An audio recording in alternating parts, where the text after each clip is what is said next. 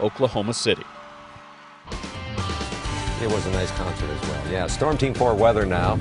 Conditions are right for tornadoes to form in part of our area. Storm Team forecaster Brian Goddard keeping an eye on what's going on. Chopper 4 is up in the sky for us this afternoon as well. And you notice these clouds. This is a perfect example. We say the atmosphere is capped. What happens is the temperature gets warmer as you go up, and that's a capping mechanism. You want it to get colder as it goes up to get those clouds developing. And so the clouds build to a certain height, which you're seeing, and they can't build anymore. What you need to break the cap is a cold front, which we will not have until here later tomorrow.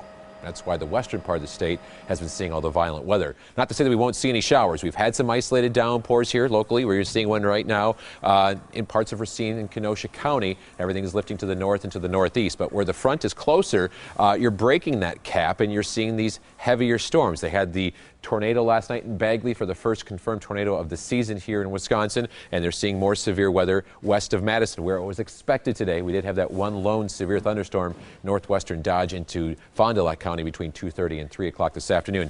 A lot of activity, though, down into Iowa, and because of that, there's a tornado watch until 7 o'clock this evening. It does include Fond du Lac and Dodge County, but it includes most of the state except for areas right along the lakefront and then up towards Lake Superior as well. But this middle part of the state is prime condition for some severe weather, including tornadoes. That threat was supposed to be to the west of us today. We had just that one warning, though, here around Fond du Lac County near 2:30, 3 o'clock this afternoon, as I mentioned. But the bullseye for tornadic activity is Des Moines down towards Oklahoma City, where they've had some funnel clouds down around Oklahoma City once again today, but no confirmed touchdowns as of yet. Said it yesterday, and I'm still feeling it for tomorrow. It looks like that's the best chance of severe weather here locally in the southeastern corner of the state because of that cold front getting closer to us, creating a lift in the atmosphere, breaking that cap and helping those clouds continue to develop into the big supercell thunderstorms that create the large hail and damaging winds.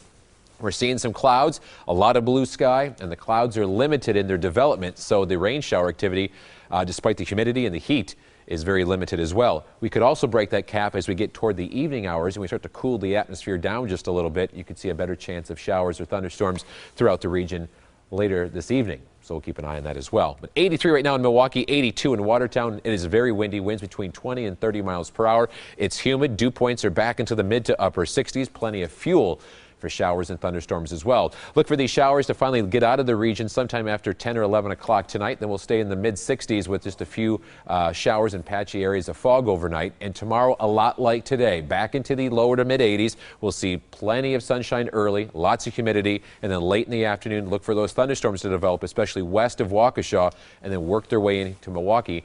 Late afternoon into the evening, some of those could be severe as this cold front gets a little bit closer to us. On the backside of it, cooler and off and on showers for Saturday, but not a washout. Evening storms, we'll keep a very close eye on the radar for this evening. 64 degrees, then mostly cloudy. 82 tomorrow, partly cloudy, humid, not as windy, and a few afternoon thunderstorms that could be strong to severe with damaging winds and large hail.